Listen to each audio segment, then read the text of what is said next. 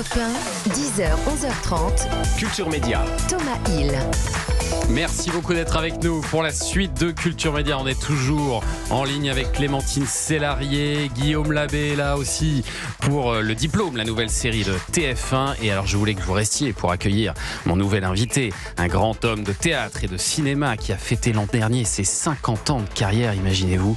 Bonjour Michel Bougenat. Bonjour, c'est bien, c'est agréable. Vous me rappelez que je suis très vieux. Non, c'est très beau. Mais je vais vous taper dans pas longtemps, vous inquiétez pas. Vous avez commencé très jeune, Michel Bougenat. Oui, très jeune. Jusqu'à 2 ans. Oui, c'est ça. Et vous remontez bientôt sur scène. Ouais, est-ce que je peux embrasser Clémentine d'abord? Bah allez-y, c'est Clémentine, oui. je t'embrasse fort. Oh, moi aussi, Michel, moi aussi. Vous connaissez Pardon de bien pas être là. les Est-ce que vous connaissez Guillaume Labbé ou pas encore? Non. Découvert. Ouais, Guillaume. On n'a pas une envie énorme de se connaître, on sent bien là. Ouais, il y a une Il animosité. y a eu là. un bel échange sur votre pull, Guillaume, pendant les infos. J'avais une serpillère sur le dos. Non, mais Alors c'est que pas- vraiment, moi, Clémentine j'adore m'a ce dit que c'était pull. un mec super. Bon. Non, mais attendez, il est grand, Ouais. il est beau, Il est beau gosse. Hein. Ah, il est bien habillé, j'ai envie de le taper lui aussi. Ah oui, c'est normal. Bien sûr, c'est bon, 3 comédiens réunis. L'occasion est assez belle pour évoquer quelques souvenirs. Vous me direz à chaque fois qui est concerné par les sons que l'on va écouter. Voici le premier.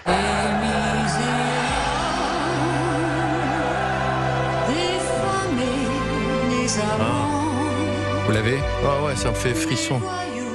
C'est la voix de Patricia Cass qui chante sur la bande originale des Misérables. Oui, absolument. Avec Jean-Paul Belmondo et 2 d'entre vous, Ah oui, oh là là. Clémentine. Oui, Clémentine. Et Ouais, Michel. Clémentine et moi, on est dans le film, oui. Vous avez joué Ouais. ensemble dans ce film ou pas? Est-ce que vous avez des Non, on scènes n'a pas de ensemble? scène ensemble. Non. Non. Non, on n'a jamais joué ensemble. On n'a jamais. Parce que vous avez été dans 2 films de Claude Lelouch ensemble, Les Misérables en 95, finalement en 2024. Ouais. Mais vous ne Oui. vous ne vous croisez pas en fait. Non. Je le regrette parce que Un j'adore regret. croiser Clémentine. C'est voilà. Mais Bah oui, moi ça me aussi. fout des frissons, moi, cette musique et ces souvenirs, parce que je pense à Annie Girardot Ouais. Ah oui. et à cette fameuse scène qu'on a tournée ensemble,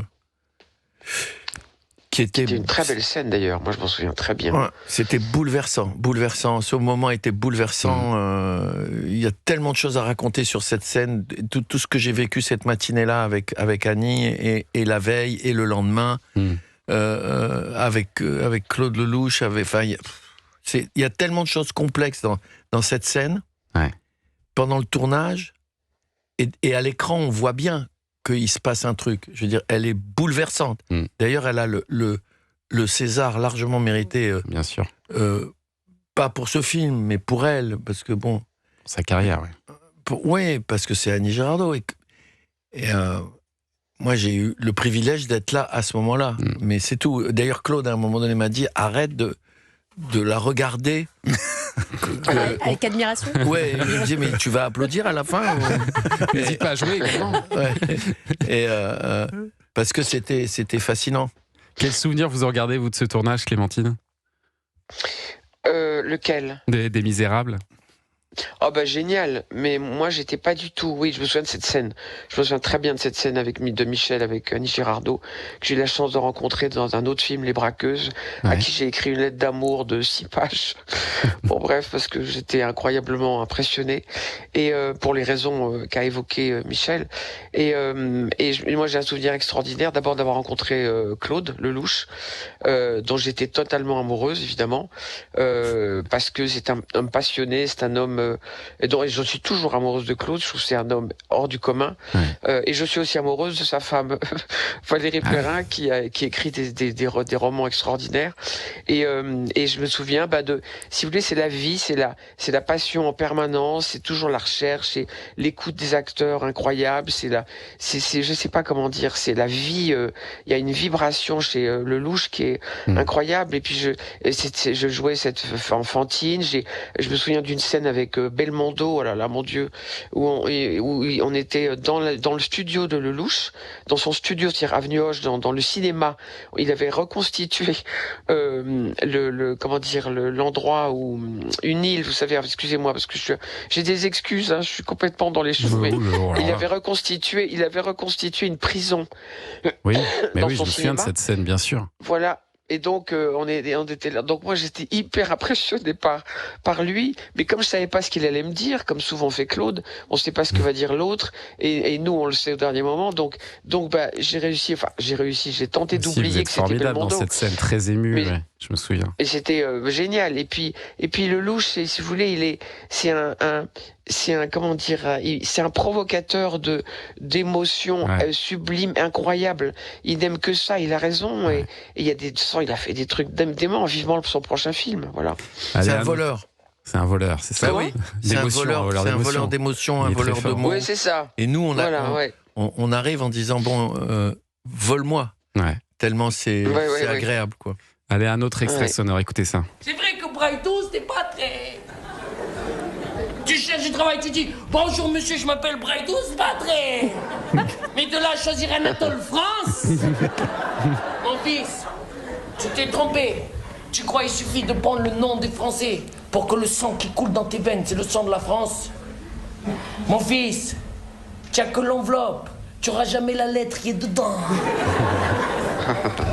À la limite, c'est timbré, c'est tout. C'est Albert, votre tout premier spectacle. Non, Michel c'est les Boujna. magnifiques, ça. Ah bon, c'est les Ouais, magnifiques. c'est mon. Ouais. On pense souvent que c'est mon premier parce que Les Magnifiques a été un spectacle complètement dingue dans ma vie, puisque j'en ai fait 3 versions différentes, avec le temps qui passait comme un feuilleton, quoi. Et Moi, ce que je voulais savoir, c'est qu'est-ce qui vous a poussé, qu'est-ce qui vous a décidé un jour à monter sur scène seul? Parce que vous étiez déjà comédien. Oui, j'ai travaillé dans une troupe. C'est 2 choses. D'abord, les enfants avec qui je travaillais, qui étaient des enfants à la limite de l'hôpital de jour, qui étaient les autres disaient qu'ils étaient un peu fous. Moi, je trouvais qu'ils étaient plus normaux que les gens dont on dit qu'ils sont normaux. Mhm. Je les adorais. Et j'étais jaloux de ce qu'ils faisaient. Jaloux.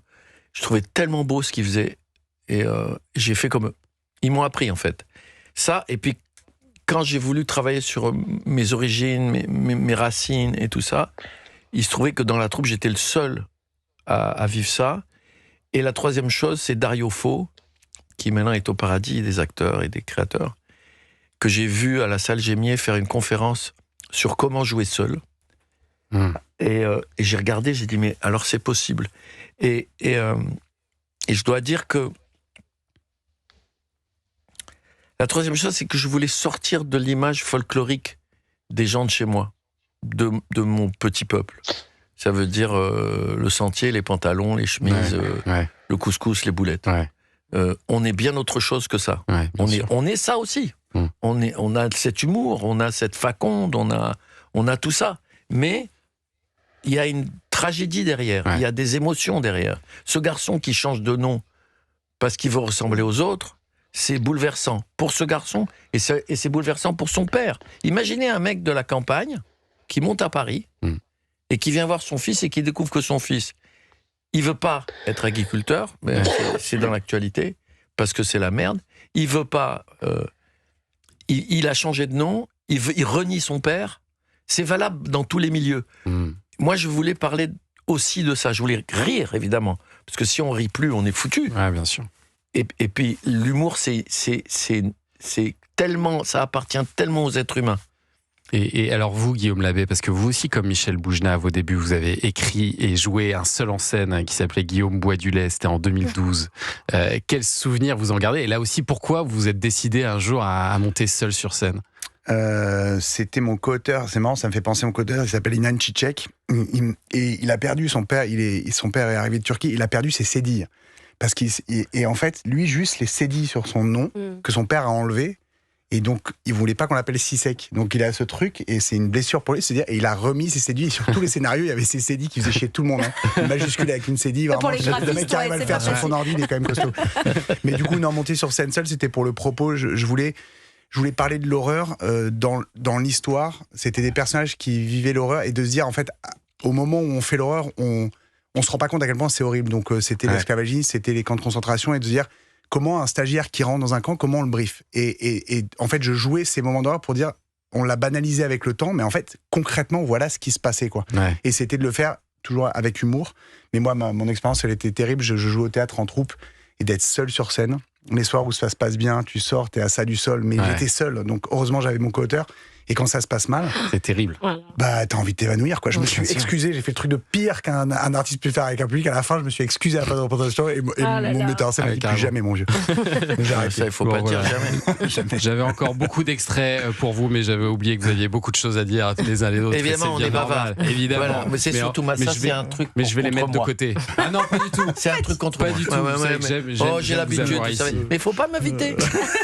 Non, faut pas inviter trop de monde d'un coup, c'est ça mon problème. Oui, mais si vous voulez que je m'invite pour que je ferme ma gueule, je peux pas. Ah non, et vous restez avec nous parce que dans un instant, on va parler de votre pièce, Michel Boujna. Le temps de remercier Clémentine Sélarié et Guillaume Labbé d'avoir été avec nous ce matin. Merci le diplôme, ça commence ce soir, 21h10 sur TF1 et on vous le recommande chaudement. Allez, on se retrouve dans un instant sur Europe 1, ne bougez pas. Vous écoutez Culture Média sur Europe 1, 10h, 11h30 avec Thomas Hill. Et nous ont rejoint dans ce studio Olivier Benkemoun pour le cinéma. Eh ben non, il n'est pas là. Ah bon. Et Sébastien Bordenave pour la BD. Lui, il est à l'heure. Oui, bravo, forcément. Ça va Sébastien? Bonjour à tous. Bonjour Thomas. Bon, et alors, on est toujours avec Michel Boujna qui est bientôt sur scène avec sa pièce Toute la famille que j'aime. Toute la musique que j'aime, elle vient de là, elle vient du bleu. Et c'est l'affaire de l'héritage de Johnny qui a un peu inspiré quand même l'écriture de cette pièce à Sacha Judasco et Fabrice Dognaud. Ouais, c'est un prétexte. C'est un prétexte de départ, en tout cas. Sur la famille. Ouais. C'est vrai que à la suite d'un quiproquo, les deux enfants pensent que le père va les déshériter. Parce que votre personnage est complètement dingue de Johnny, il faut le dire. Complètement dingue. Ouais. Il est dingue de Johnny, il adore Johnny, il fait tout comme Johnny, il se fait opérer comme Johnny. Il s'appelle Jean-Philippe, ses enfants s'appellent David et Laura. C'est ça. À un moment donné, il est en plein. On lui donne un hallucinogène, il parle avec Johnny. Ça me fait mourir de rire. Ouais. Il y a un imitateur qui est venu, évidemment. Et il lui parle, quoi. Il fait ça va, ouais, ça va. Ouais. J'ai des problèmes avec mes enfants, je connais. Et en même temps, c'est une histoire terrible, hein, parce que c'est en fait. Ah bah oui. C'est l'histoire de trois escrocs, le père et les enfants. Parce que le père, il est. Et en même temps, il s'aime. Donc, voilà, bon, la famille, vous savez. Il y a des gens qui me disent parfois, mais la famille, tu parles beaucoup de la famille. Mais Shakespeare, il parle que de la famille. Ouais. Oui. Hamlet, c'est une histoire de famille. J'ai joué l'avare. C'est quoi l'avare? C'est pas l'histoire d'un mec qui adore son argent. C'est un mec qui est malheureux dans sa famille, et c'est pour ça qu'il adore l'argent. Mais c'est le symptôme, l'argent. C'est pas la maladie. La maladie, c'est le manque d'amour. C'est la vieillesse. Et là, à la suite d'un quiproquo tout bête, ils montent une usine à gaz, les deux enfants, pour le faire passer pour fou. C'est ça. C'est le moment où la pièce bascule vraiment, c'est quand ils essaient de faire croire à une docteure que leur père est complètement zinzin, quoi. Ah oui. Ben, ils font venir une psychiatre, qui est jouée par Raphaëline Goupillot, qui est à mourir de rire, parce que c'est un psychiatre particulier. Et, il faut dire aussi, avant toute chose, c'est que les acteurs avec qui je joue dans cette pièce sont Anne-Sophie Germanaz oh putain, je suis fatigué. Et Guillaume Bouchez, voilà, qui a eu 2 Molières en 2 ans, pour le second rôle et après pour le premier rôle. J'ai une chance formidable. Et, je veux dire, je suis un enfant de 4 ans avec eux. Ouais. Ils sont doués, mais c'est une honte. Alors moi, j'ai envie de les taper aussi. J'ai hâte de voir, parce que j'ai lu le texte de la pièce et je me suis dit, il va y avoir des moments où vraiment il va y avoir du grand Boujna, parce que là, ce qu'ils vous font faire sur scène, ça va assez loin à des moments. J'espère qu'on va s'amuser. Moi, je pense qu'en répète, en tout cas, vous devez vous marrer, quoi. Oui, moi j'ai accepté d'abord parce que ça me fait du bien de sortir de chez moi et d'aller dans le jardin des autres. Ouais. Donc quand ils m'ont proposé la pièce, j'ai dit c'est super. Et ensuite, on apprend quand on travaille avec les autres. Quand on sort de sa solitude et quand on trouve des acteurs. Moi, quand j'ai joué l'avare, ça a été un moment magnifique dans ma vie. Oui. Et j'adore jouer seul. C'est pas. Mais là, c'est tellement bien. Et en plus, c'est tellement fou cette histoire, parce que ça ressemble à Arsenic vieille dentelle. Ça ressemble à tous ces trucs-là. Ils veulent le faire passer pour fou. La psychiatre, elle lui dit à un moment donné, vous avez de la chance, il y en a qui veulent le tuer. tout ça pour récupérer le pognon, parce qu'ils sont sûrs qu'ils ne vont pas l'avoir. Sauf qu'à un détail près, si vous déclarez votre père fou, pour prendre son pognon, eh ben vous l'aurez pas le pognon, parce qu'il y a un Ce sera tuteur sous qui est tutelle, nommé. ouais, c'est ça. Et là, ils veulent revenir en arrière. Sauf que le père, il a compris la combine et il se fait encore plus passer pour fou. Ah, moi, j'adore. J'adore. L'arroseur arrosé. Non, quoi. c'est Oui, formidable. Et puis c'est un thème assez universel. Alors la famille, bien sûr, mais il faut dire que dans énormément de familles, il y a des problèmes autour de l'héritage. Enfin, C'est un truc horrible. qui arrive tout le temps. Depuis que je répète cette pièce, et que je parle à des copains, tout ça, il me dit, mais attends, mon cousin, tu peux pas savoir, il parle plus à ses frères depuis des années, l'autre là-bas, machin. C'est fou ce que ça provoque. Ouais. D'abord, il y a le choc de la mort. Je connais même une famille, c'est étonnant. Le père, il a tout prévu. Ok, avant de partir au paradis, il a fait un testament, mais au millimètre près, pour pas qu'il y ait d'histoire. Ok. Et ben les enfants se sont quand même disputés parce que celui-là il voulait le stylo qui restait sur le bureau, l'autre il voulait la montre, l'autre il voulait le portefeuille. terrible. Parce qu'en fait, c'est symbolique de quelque chose. Ouais. C'est symbolique d'une vraie angoisse. D'abord, la mort, et ensuite l'appropriation de la mémoire, au-delà de l'objet, au-delà de l'argent, au-delà de tout. Est-ce que j'étais son préféré ou pas? Et donc, comme on rit beaucoup, évidemment, dans ce spectacle-là, mais ça résonne là-dessus, ça résonne sur qu'est-ce que ça révèle chez les gens et dans une famille quand le père s'en va ou la mère s'en va et que on se retrouve avec un héritage dont on ne sait pas trop comment le manipuler. Moi, je connais, j'ai lu un article d'un garçon qui a gagné beaucoup d'argent dans sa vie et son frère qui en a gagné beaucoup moins. La maman ou le papa va au paradis, et à ce moment-là, ce qui se passe, c'est que celui qui a gagné beaucoup d'argent, il veut exactement la même chose que son frère. Ouais. Alors qu'en fait, il n'en a pas besoin. Il est beaucoup plus riche que son frère. Vous voyez ce que je veux dire? Mais c'est au-delà du besoin, parce que parfois il y a des familles qui se disputent, comme vous le disiez, pour un stylo ou un paquet de post-it. Donc ça, et là, vos deux c'est enfants, au-delà de ça. d'ailleurs, il y a vraiment un gagnant et un perdant. Il y a un peu de ça aussi dans la répartition. Oui, c'est-à-dire que le problème, c'est que elle, la fille, elle est extrêmement intelligente. Elle ressemble beaucoup à son père. Mais aucune empathie. Oui, parce que je joue un garçon intelligent. Hein, sinon, Bien sûr. sinon, Vous n'auriez pas accepté le rôle. Bah oui, non, mais ça aurait pas été possible. et le fils qui est joué par Guillaume Bouchez, il est. C'est pas le plus malin, quoi. Ouais, non, il a pas inventé ni le fil à couper le beurre, Non, ni le ni beurre, l'eau tiède, il n'y a rien du tout. ni le principe même de l'invention. Il a pas inventé. Mais il est drôle. Il est drôle. Et ils s'aiment, ces gens-là, en même temps. Ouais. C'est des salopards et ils s'aiment. Il dit à un moment donné, ben oui, en plus on a de la pudeur, c'est difficile de dire je t'aime. Quand on est grand, on pense qu'on est trop grand pour dire je t'aime. Si on rencontre quelqu'un et qu'on lui dit je t'aime, eh ben, elle va dire oh non, c'est trop tôt. Ou alors, merci, c'est gentil. Ouais, c'est ça. Ce qui est pire. Il y a... et il dit, le père, il dit, ouais, on est manipulateur, on est voleur, on est escroc, on est machin, vous êtes comme moi, on est pareil. Voilà, on est une belle famille. Une très belle famille. Non, c'est Toute la drôle, famille que j'aime. c'est touchant, c'est complètement cinglé à jouer, parce que c'est vrai que, notamment, au moment où il me drogue... Il y a un pic, ouais. Ouais, au moment où il me drogue, c'est chaud patate. Et après, quand je fais semblant, c'est encore plus drôle parce que je fais semblant je prends une fourchette j'ai dit bon ouais, je vais le signer le testament. Il dit papa t'as pris une fourchette? Ah ouais, ah pardon, je vais prendre un stylo, et il prend un couteau. Ça s'appelle Toute la famille que j'aime. C'est à voir au Théâtre des Variétés à partir du 23 janvier. On va citer donc Guillaume Bouchez, Anne-Sophie Germanaz et Raphaëline Goupillot qui jouent à vos côtés. Et je pense que ça va être un grand moment sur scène. Allez voir cette pièce. On va continuer à en parler et puis on va jouer avec un auditeur